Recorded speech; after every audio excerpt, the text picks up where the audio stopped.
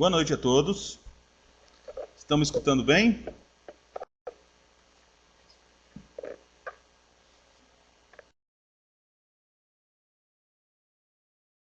Uhum.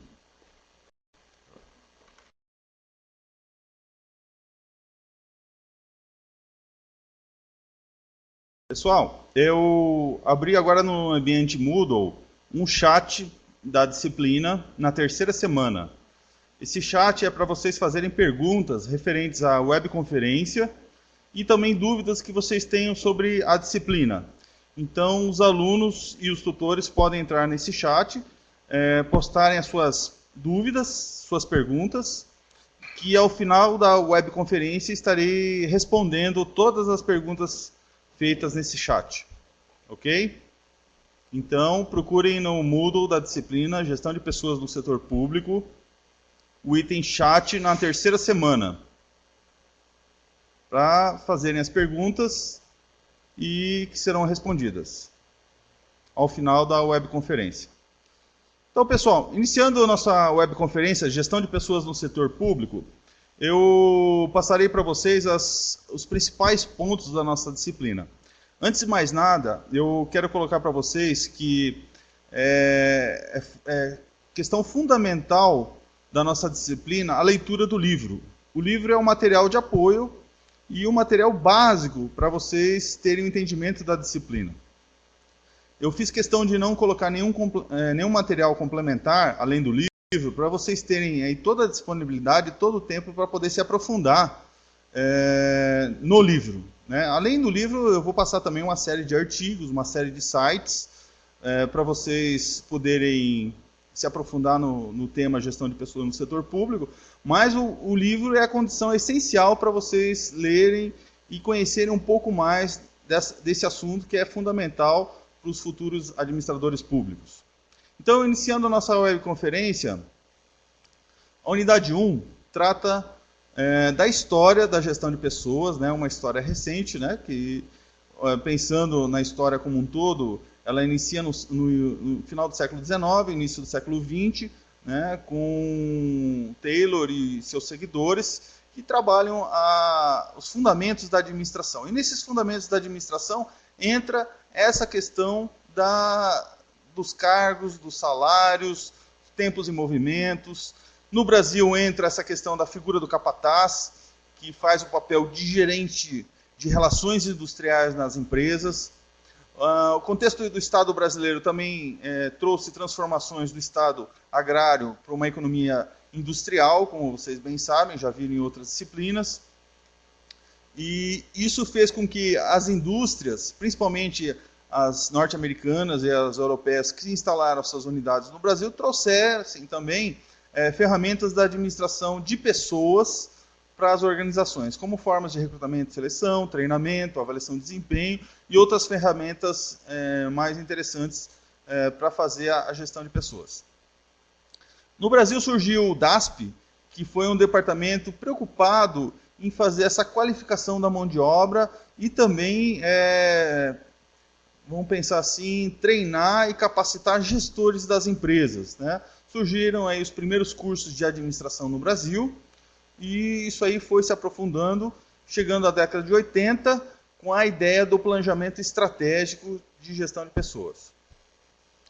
Os principais conceitos da administração de pessoal e de recursos humanos, né? Nós temos diferenças entre a visão de administração de pessoal, de recursos humanos e gestão de pessoas.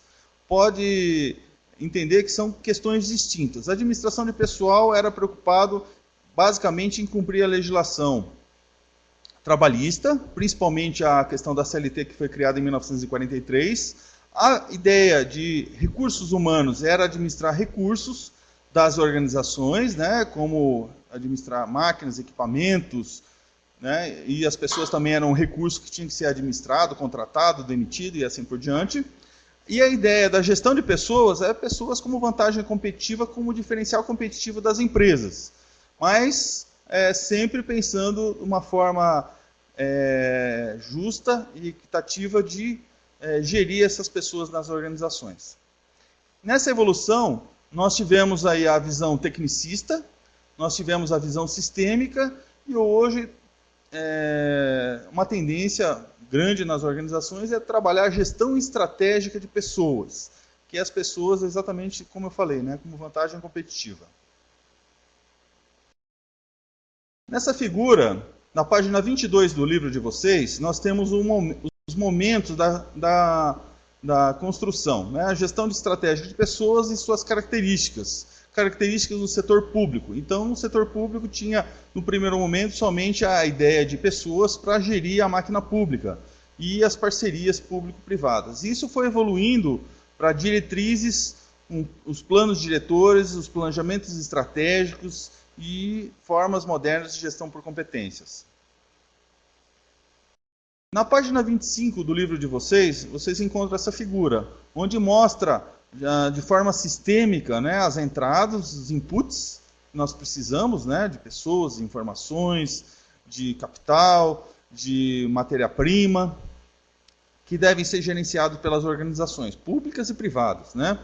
E nesse sentido, falando do planejamento desse processo, nós precisamos recrutar, selecionar, desenvolver, precisamos administrar os processos de carreira, de remuneração e avaliar o desempenho das pessoas e das equipes. Como saídas, nós esperamos pessoas competentes, né, desempenhando bem as suas tarefas, satisfação desses nossos colaboradores e outros valores que podem ser agregados às organizações. Tudo isso funciona aí num ciclo contínuo, né? E nós temos aí como ferramenta de verificação dos resultados o feedback, né, que você confere todas as etapas do sistema se estão funcionando de forma correta, competente ou não.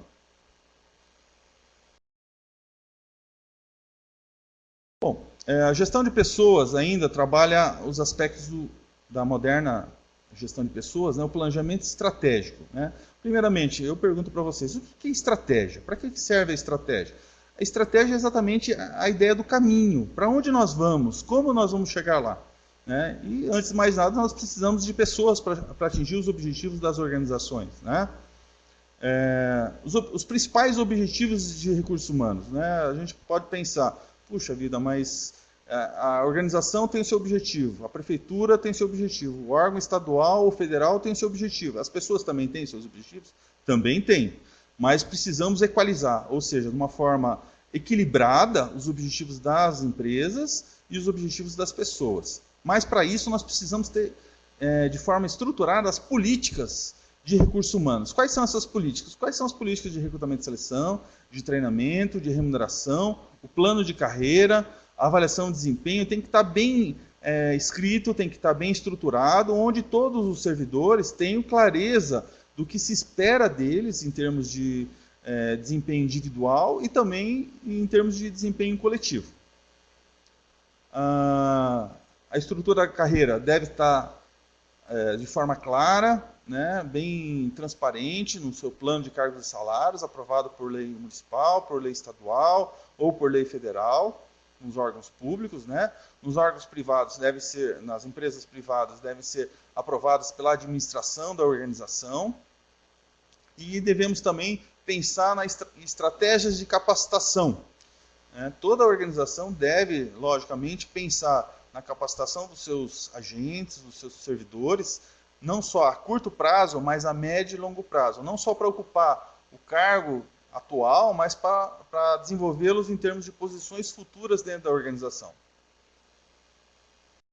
Na página 31 do livro de vocês, nós temos essa figura 2, onde vocês vão visualizar as etapas, né, da gestão de pessoas com planejamento estratégico global da instituição, os objetivos e políticas de recursos humanos, relacionados aí à sua força de trabalho e as políticas de RH, como nós falamos, né? Então, logicamente, as políticas de RH têm que estar entrelaçadas com as estratégias da organização e os objetivos da organização. Não adianta, muitas vezes, a empresa ir para um lado e as políticas irem para outro lado. Se eu penso em expandir a minha organização, em diversificar a minha organização, em prestar um serviço de extrema qualidade, eu preciso ter políticas de gestão de pessoas que dê o suporte para manter e desenvolver as pessoas nesse sentido.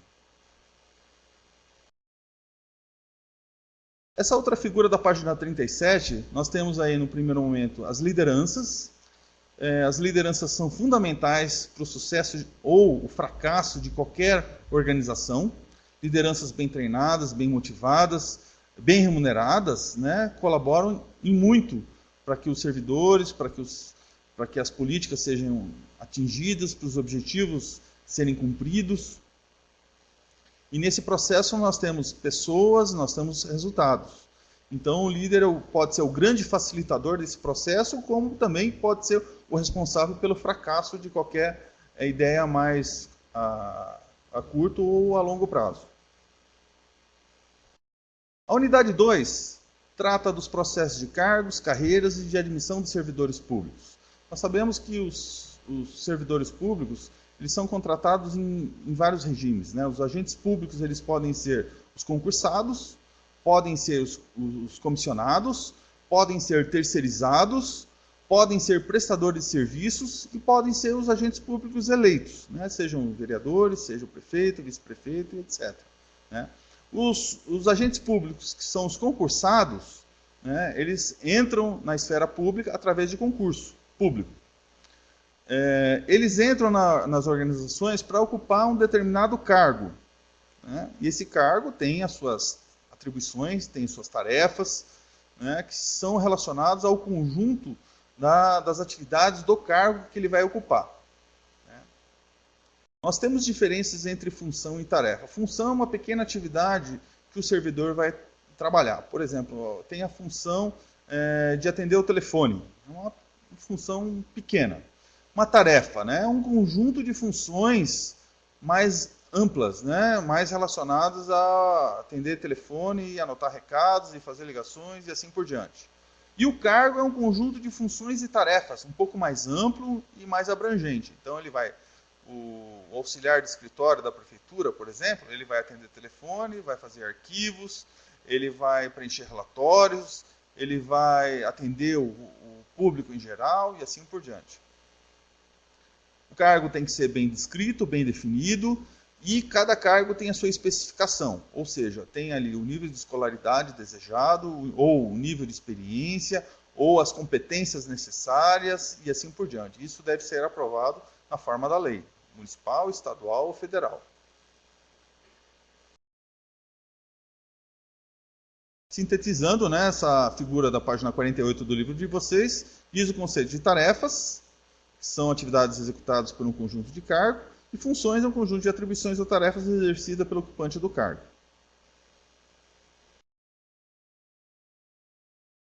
Nós temos processo de cargos, carreiras e de admissão de servidores. Né?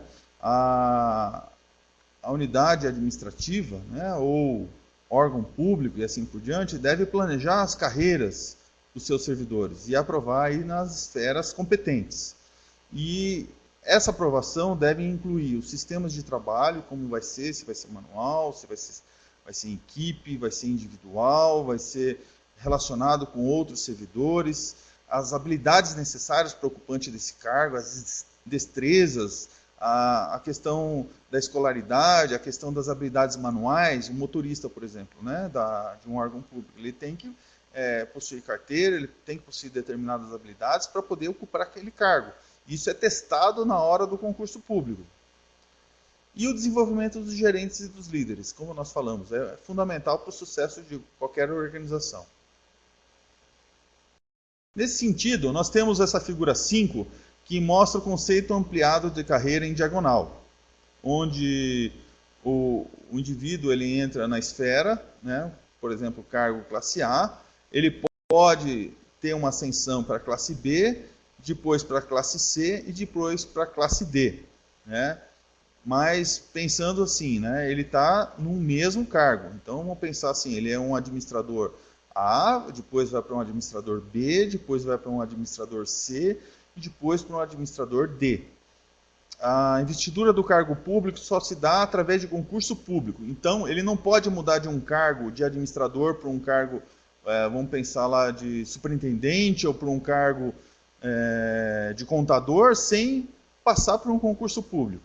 Né? Então, se ele foi contratado como auxiliar de escritório, ele só pode ir para administrador se ele prestar um concurso público para administrador. Mas no mesmo cargo, ele tem a possibilidade de ter ascensão de níveis. Isso que essa figura demonstra.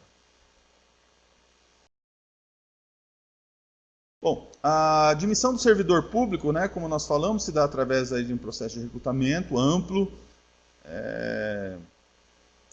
para a sociedade, onde todos ficam sabendo do edital, dos prazos para inscrições, e no edital mesmo é apresentado as formas de seleção, né, se vão se dar através de provas de conhecimento, pontuação de currículo, aula didática, no caso, para um professor, ou outras que se fizerem necessárias. O motorista, por exemplo, tem que ter uma prova prática da questão de direção, e assim por diante.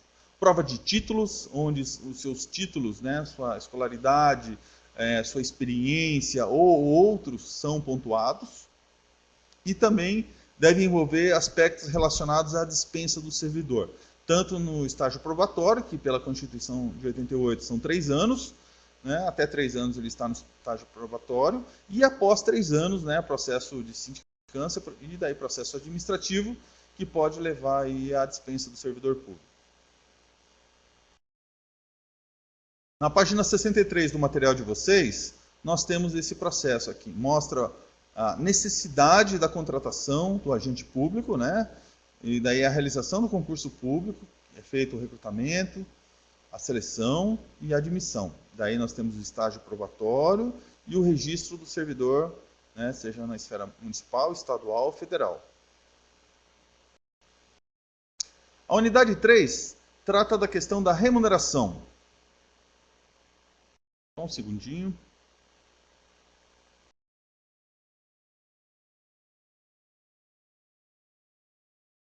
Remuneração não é somente salário. São todas as formas de recompensa relacionadas àquele determinado servidor. Incluem salário, remuneração indireta, benefícios, assistência médica, comissões, entre outros, de acordo com a lei.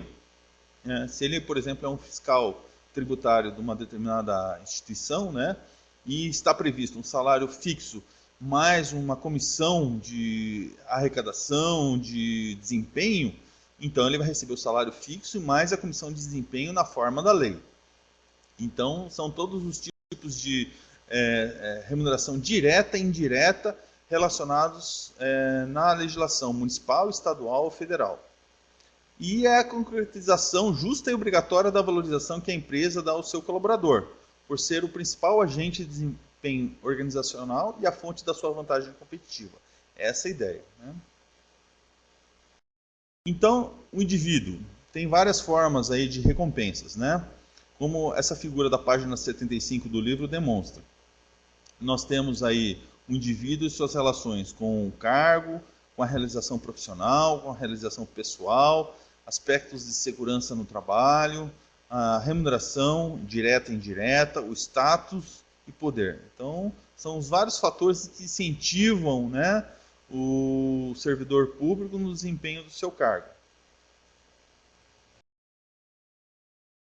Então, como nós falamos, a remuneração inclui salário, remuneração, benefícios, e a recompensa é a concretização justa, né, que se dá ao seu colaborador.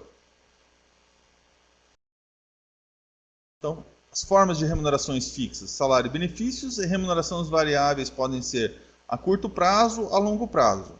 Nós temos casos de alguns estados que incluíram aí em convenções coletivas participação dos lucros e resultados para servidores públicos concursados. No caso não é lucro, né? É participação nos resultados. Alcançou determinados resultados de atendimento, de qualidade, de prestação de serviços, de índice de aprovação e assim por diante, os funcionários recebem um percentual do seu salário como participação nos resultados.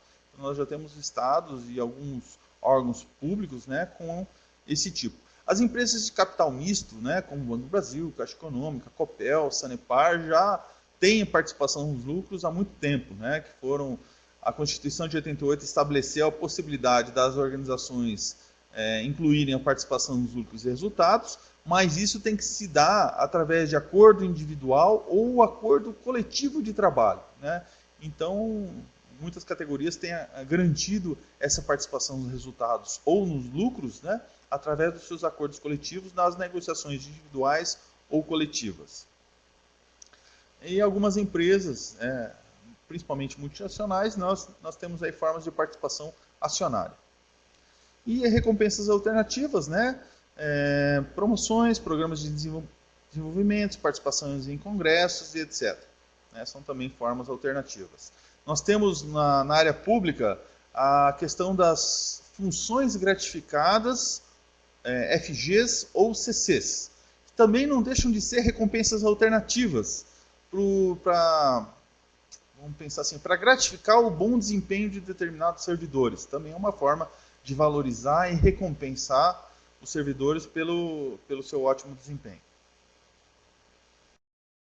A remuneração estratégica, né, considera todo o contexto organizacional, sem deixar de lado a visão do futuro, e remunera vários fatores que denotam a contribuição do empregado para os resultados das organizações. E benefícios, né, são formas, né, indiretas de remuneração destinadas ao bem-estar do trabalhador, à qualidade de vida do funcionário e assim por diante.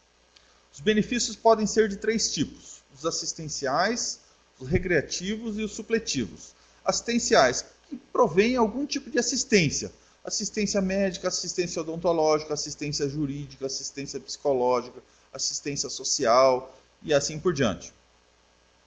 Benefícios recreativos buscam aí lazer, recreação, entretenimento, diversão. Esses benefícios recreativos são muito comuns em prefeituras, que têm lá suas associações de funcionários, seus grêmios, né, onde tem espaço para lazer, para entretenimento, né, para um churrasco, para uma festa e assim por diante. E os supletivos são todos benefícios que não se enquadram nem nos assistenciais e nem nos recreativos, mas que provêm qualidade de vida e uma série de conveniências, como restaurante, transporte, estacionamento, horário flexível, som ambiente, entre outros. Agora eu faço uma pergunta para vocês, né, sobre benefícios. O cafezinho ou o chazinho é um benefício social?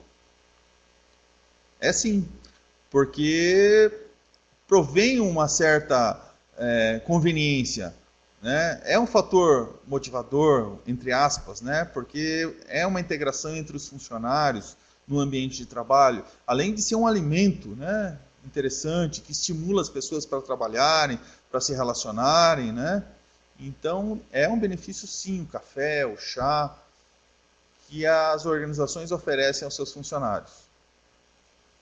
Processos de treinamento e desenvolvimento, né? O que é o treinamento? É a capacitação do funcionário para ocupar o seu cargo. Basicamente é isso.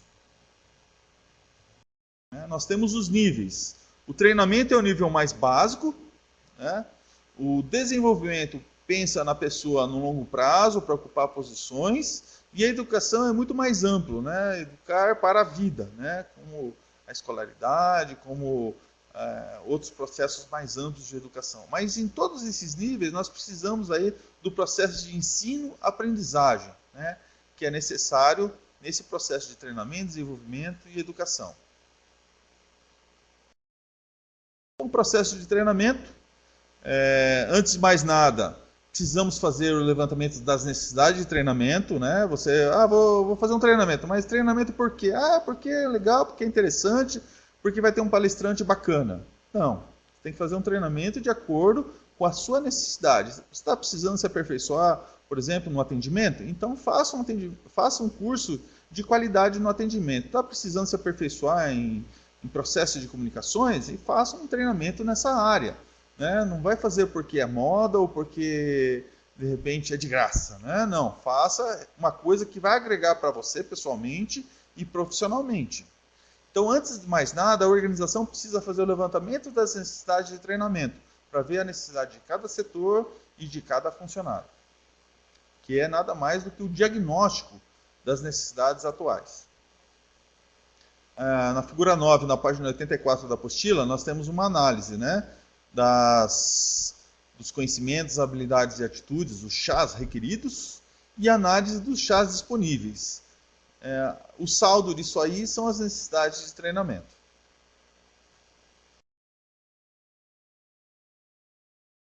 A execução do treinamento. Então deve-se pensar, né, quando vai ser o treinamento, o que vai ser ensinado, qual o local, quem será o instrutor, o que deve ser avaliado. Então, vários aspectos são importantes no planejamento do treinamento. Então, você levanta as necessidades, faz o planejamento, e o passo seguinte é a execução do treinamento, né?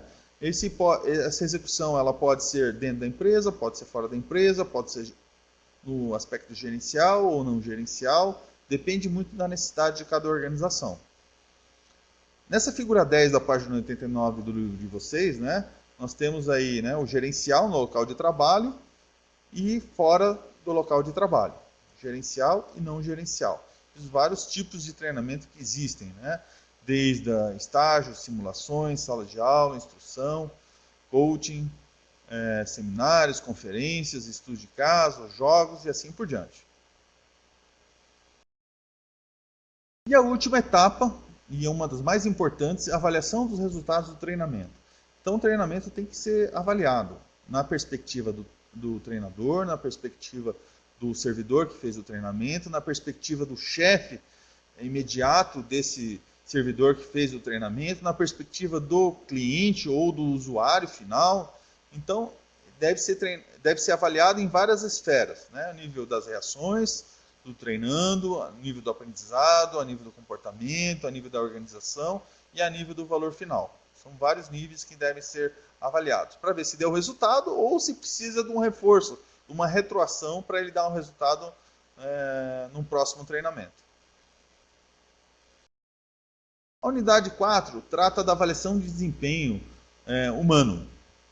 Nós somos avaliados a todo momento, né? Vocês são avaliados quando vocês entram para trabalhar, quando vocês saem para almoçar, quando vocês voltam do almoço, quando vocês saem no final da tarde. Então a gente é avaliado por quem? Você é avaliado pelo seu chefe, você é avaliado pelos seus colegas de trabalho, é avaliado pelo público que você atende, é avaliado por você mesmo, né? Uma autoavaliação. Então é importante sempre estar atento aos aspectos que são relacionados à avaliação de desempenho. Os objetivos. Os objetivos principais visam a melhoria e adequação do funcionário ao cargo que ele ocupa.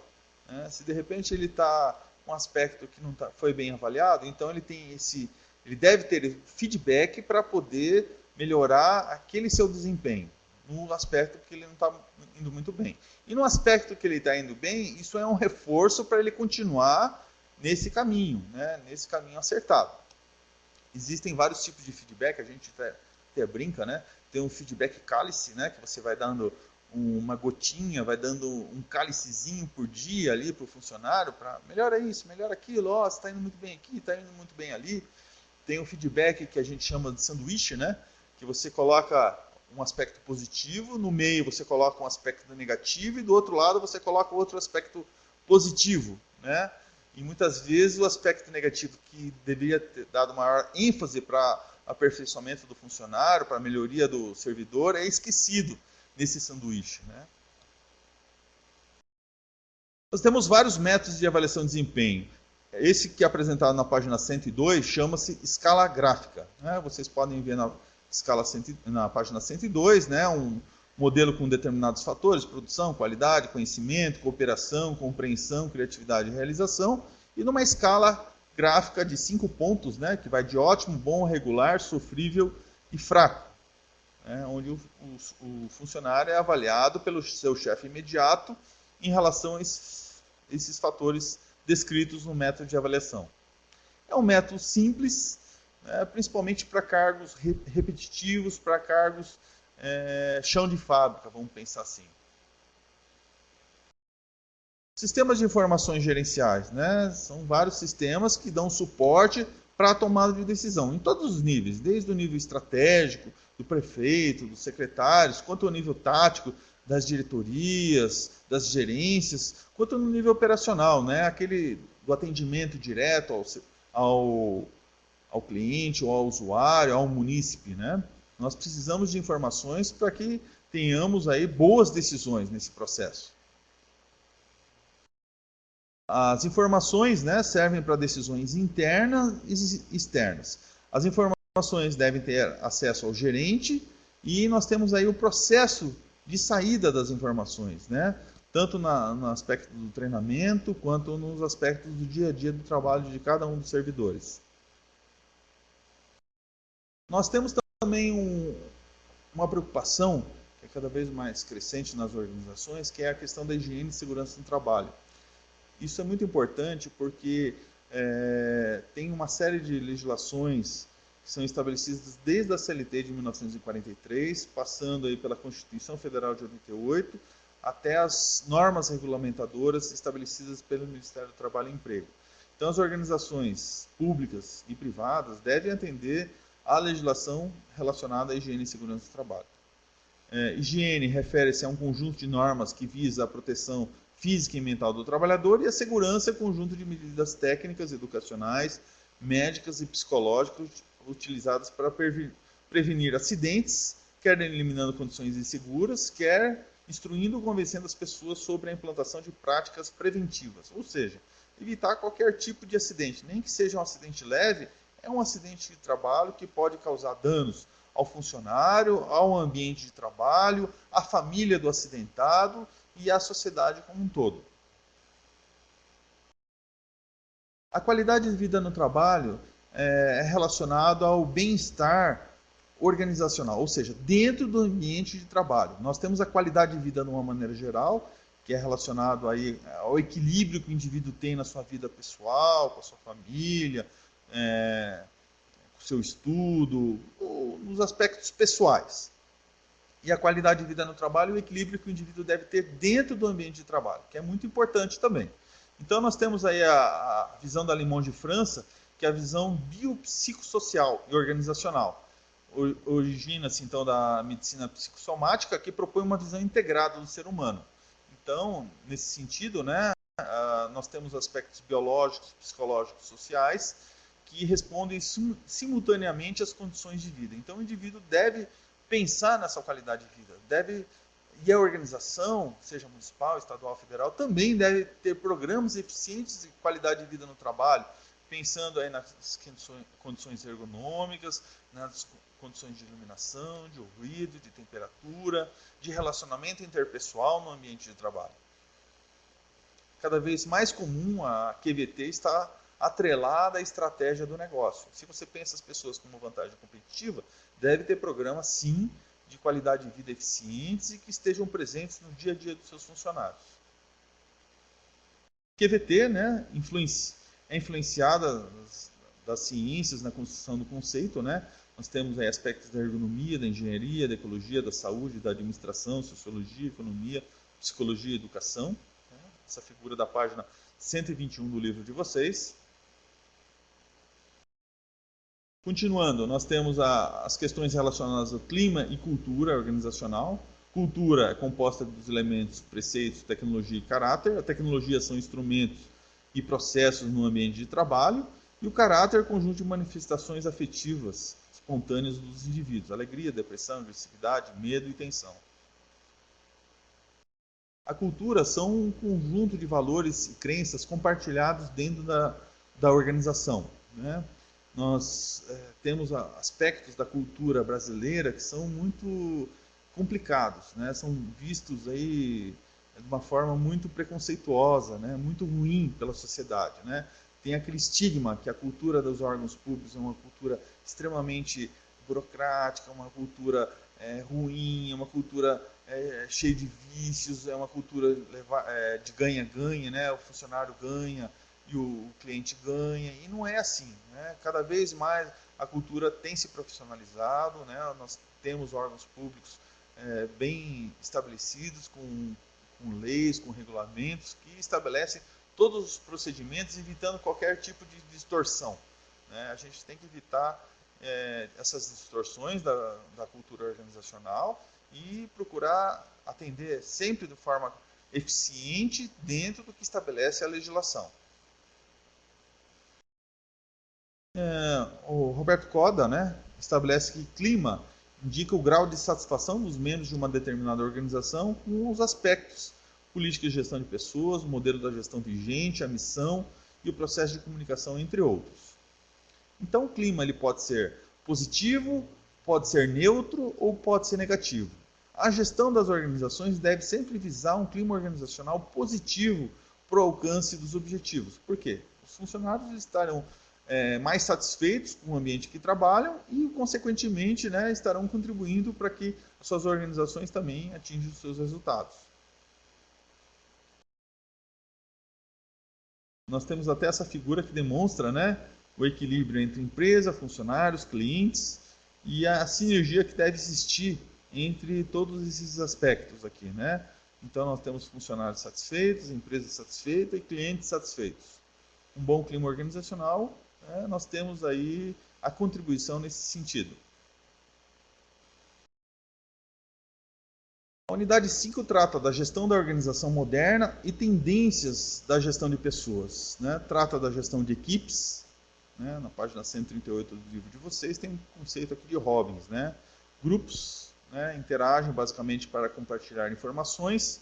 São pessoas que se juntam para atingir um determinado objetivo, né? A sinergia não existe, cada um faz a sua parte para atingir o objetivo final. Isso que é a ideia de grupos de trabalho. Equipes, vai além do conceito de grupos, né? As equipes, né, têm identidade própria, metas, objetivos específicos, possuem um alto grau de conformidade, apoio, coesão entre membros, líder, existe a sinergia positiva, há o compartilhamento de informações entre os membros, né? As pessoas trabalham juntas visando o resultado final. Nessa figura da página 139 do livro de vocês, mostra bem as diferenças entre grupos de trabalho e equipes de trabalho, né? Os grupos compartilham informações, as equipes o desempenho é coletivo. A sinergia é neutra, negativa, no caso das equipes é positiva. A responsabilidade nos grupos é individual, nas equipes individual e mútua, coletiva. As habilidades são aleatórias e variadas, nas equipes são complementares. Então vejam, né, o desempenho das equipes é muito melhor do que num grupo de trabalho. Nós temos também a questão da gestão por competências, destacada na página 144 do livro de vocês, né? O termo competência são as tarefas ou grupos de tarefas de uma pessoa, quando dizemos competências desse cargo, são o estado de ser competente, ou ainda como define, né? São os conhecimentos, habilidades e atitudes que um funcionário possui num determinado cargo, né? Para ocupar um determinado cargo. Hoje a ideia de competências vai além desse conceito simples, né? Hoje a gente entende competências como as entregas que o indivíduo faz para a organização, né? Que resultados que ele traz para a organização. Nesse conceito moderno da Maria Teresa Fleury e Afonso Fleury, na página 145 do livro de vocês, nós temos os conjuntos de saberes das competências individuais. O saber agir, saber mobilizar recursos, saber comunicar, saber aprender, saber engajar-se, comprometer-se, saber assumir responsabilidades e ter visão estratégica. Essas são as competências que, de uma maneira contemporânea, são pretendidas, são desejadas por todas as organizações.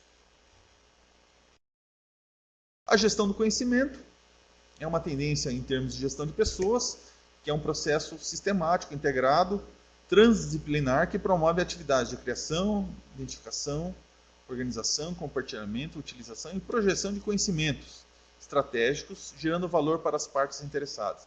É importante também, né, a organização pensar na gestão do conhecimento, né, o registro das informações, o registro dos processos, porque senão uma pessoa sai de férias, uma pessoa aposenta, uma pessoa pede demissão ou é demitida, você perde todo aquele fluxo daquele processo que você levou tantos anos para assimilar, para garantir dentro da organização. Então é importante a empresa pensar nessa gestão do conhecimento para reter esse conhecimento na organização, na esfera organizacional. Algumas tendências da área de gestão de pessoas no setor público, né, como por exemplo o empowerment, que significa dar ao pessoal a autoridade para fazer mudanças do trabalho em si, assim como formas como ele é desempenhado, é a ideia do empoderamento, a delegação, acreditar nas pessoas para que elas atinjam os seus resultados, os resultados organizacionais. E algumas perguntas para vocês pensarem, né? Algumas eu já passei no chat, né, nas últimas 3 semanas, e algumas a mais que eu estou incluindo aqui. Primeira delas, explique a diferença entre administração de recursos humanos e gestão estratégica de pessoas. 2. Quais as diferenças entre salários e remuneração? 3. Explique 3 diferenças entre clima organizacional e qualidade de vida. Aqui eu quero destacar que muitos de vocês responderam no fórum colocando conceito de clima e conceito de qualidade de vida no trabalho. Não é o conceito que eu quero que vocês me expliquem quais são as diferenças. Existem diferenças? Existem. Não é a mesma coisa, como vocês assistiram aqui na webconferência. Então expliquem 3 dessas diferenças. 4. Explique 4 diferenças entre grupos e equipes. 5. Explique as principais tendências de gestão de pessoas. Né? Explique aí pelo menos 3 grandes tendências na área de gestão de pessoas.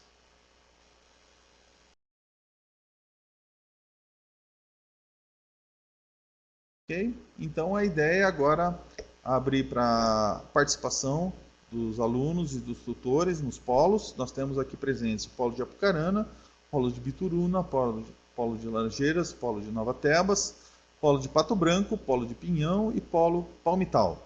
Polo de Flor da Serra hoje não está no ar por ser feriado municipal, mas os demais 7 polos estão presentes e abrimos para participação aqui na webconferência e também no chat, que também já está aberto na página do Moodle de vocês. Então vocês podem fazer perguntas nas duas esferas, ou no chat ou aqui na webconferência. O chat é interessante porque todos os alunos que estão com os seus computadores, seus notebooks, podem entrar no chat e participar.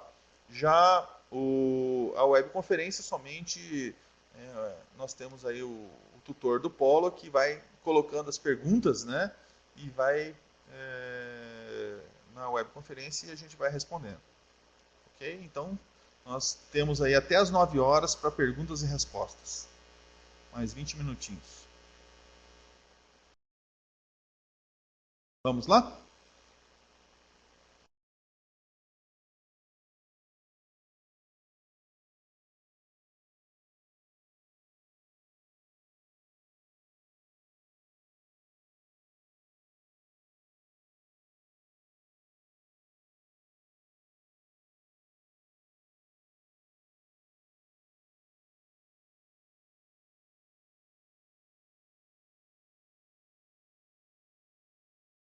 Pergunta do Paulo Pinhão: como vai ser a prova?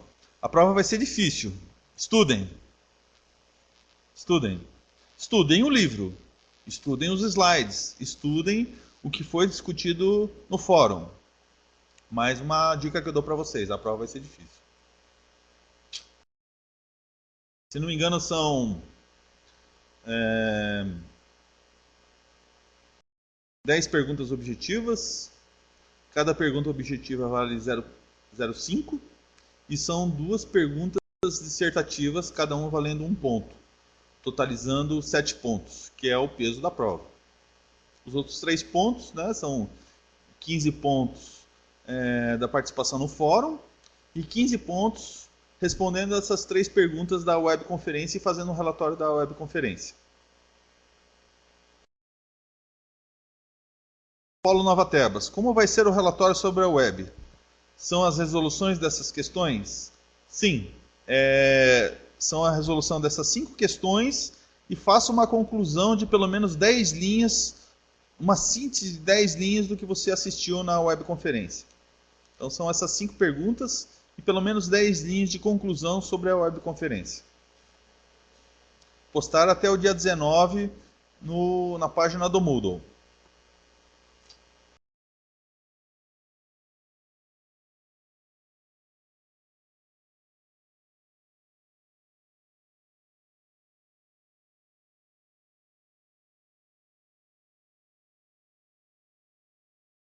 Pessoal de Pato Branco, Apucarana, Bituruna, Laranjeiras, Palmital. Estamos abertos a perguntas. E também Nova Tebas e Pinhão perguntaram, mas podem perguntar à vontade.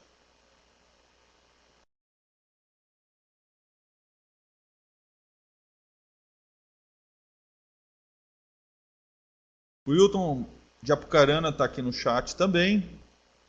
Tutor lá de Apucarana.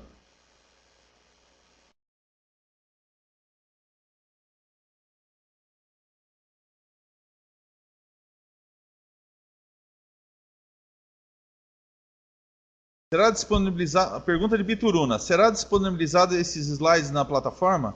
Já estão disponibilizados, na verdade. São os slides das 3 unidades que estão distribuídos, na unidade 1, 2 e 3. Na verdade, já estão disponibilizados para vocês na plataforma Moodle. E também colocarei, né, a webconferência com todos os slides, o link para vocês também acessarem a webconferência.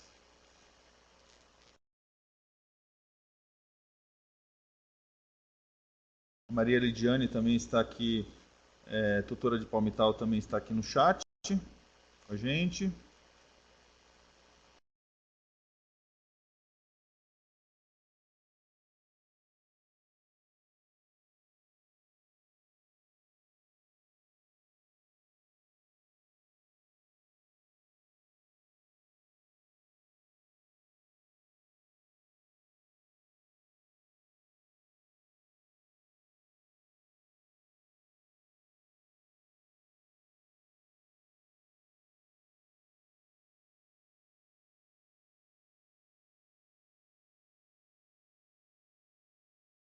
Nova Tebas, os alunos do Polo de Nova Tebas estão parabenizando o professor pelo seu dia. Ah, muito obrigado por ter lembrado. Parabéns para todos, né? Professores, alunos, a equipe administrativa, tutores presenciais, tutores à distância.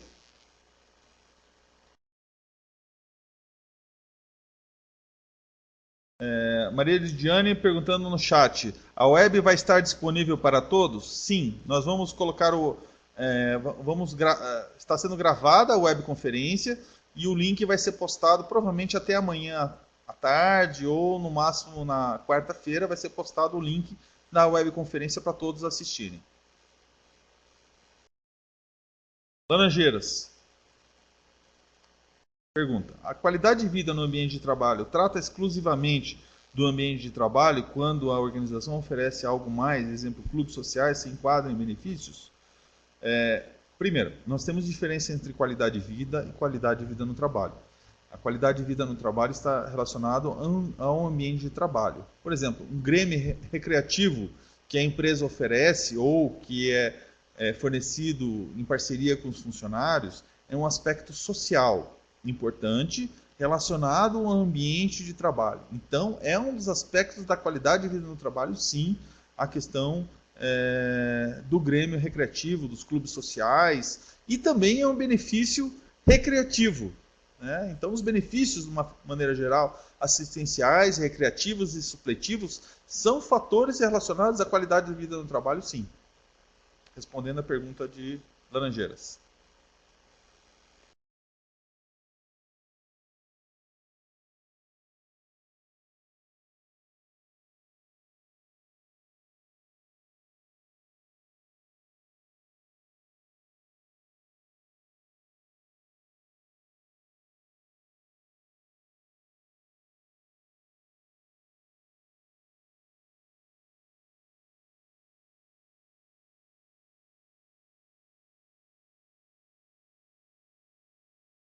Mandar um abraço lá para Apucarana, nós temos Graziella, que é nossa tutora também, de GPM,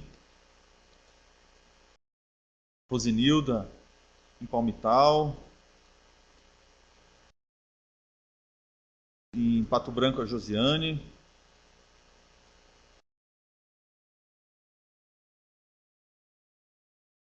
em Laranjeiras a Mayra,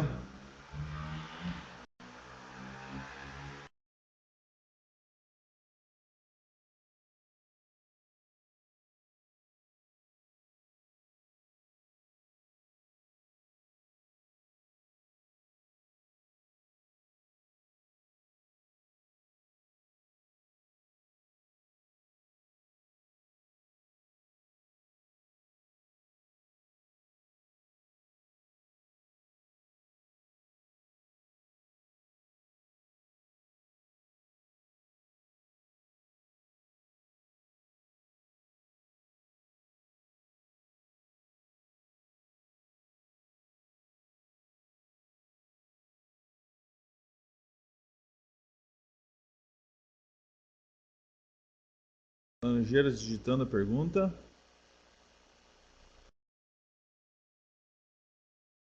Quanto às tendências de gestão de pessoas no setor público, hoje vemos um forte processo de terceirização. Como se dará esse processo? Não trata da coisa pública por servidores privados. Pois olha, essa é uma tendência muito presente. Eu já vi prefeituras com uma tendência, por exemplo, mais à direita, terceirizar mais. E prefeituras, vamos dizer assim, com uma tendência mais central ou mais esquerda, desterceirizando, vamos dizer assim, trazendo para a esfera pública serviços que eram terceirizados. Então depende muito da esfera municipal, estadual, federal, se é mais para lá ou mais para cá essa questão da terceirização. Porque ideologicamente, né, essa ou aquela tendência, né? Lógico que nos dias de hoje nós estamos vendo cada coisa, né? Se de repente a esfera pública não dá conta, por exemplo, lá da melhoria dos aspectos públicos de saúde, ela está terceirizando, né? Como prefeituras fizeram por aí afora, ou esferas federais, ou esferas estaduais. Então, é relacionado muito a tipo da ideologia do prefeito, ou do governador, ou da presidenta, e assim por diante, né? Eu vejo muito dessa forma, né? Então, vamos falar que é uma tendência de terceirizar tudo? Não, não é uma tendência. Eu já vi processo de terceirização que depois de 4 ou 8 anos voltou à esfera pública. E já vi também processos que eram totalmente na esfera pública e em alguns municípios serem terceirizados porque não é foco, os governantes dizem que não é foco, né, de ação daquele determinado município. Ok? Respondida a pergunta dos Laranjeiras?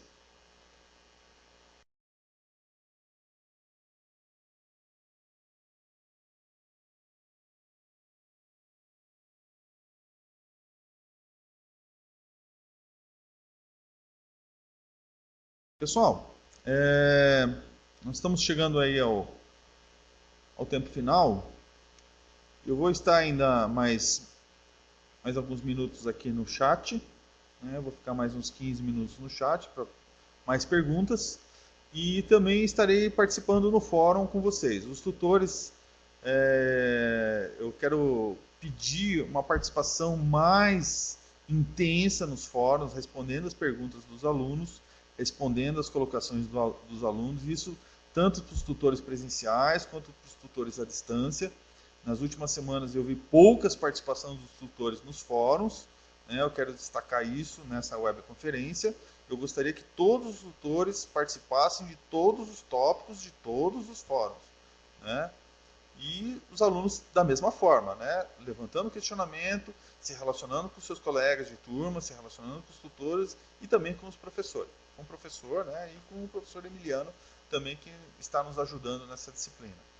Ok, pessoal? Então eu agradeço a participação de todos, agradeço a paciência, desculpem realmente pelo atraso, porque foi um problema da internet aqui na universidade, mas já foi resolvido e estaremos disponibilizando o link da webconferência para vocês, mais tardar até quarta-feira, e fica aí o recado para vocês. Estudem todo o nosso material, estudem o livro, estudem os slides, estudem o que foi discutido no fórum da disciplina, o que foi discutido na nossa webconferência, e sábado vão tranquilo para fazer a prova, mas podem ter certeza que será uma prova, né, nível bacharelado, administração pública da Unicentro. Então, um bom nível, né, espero que todos tenham muito sucesso, muito êxito nessa avaliação.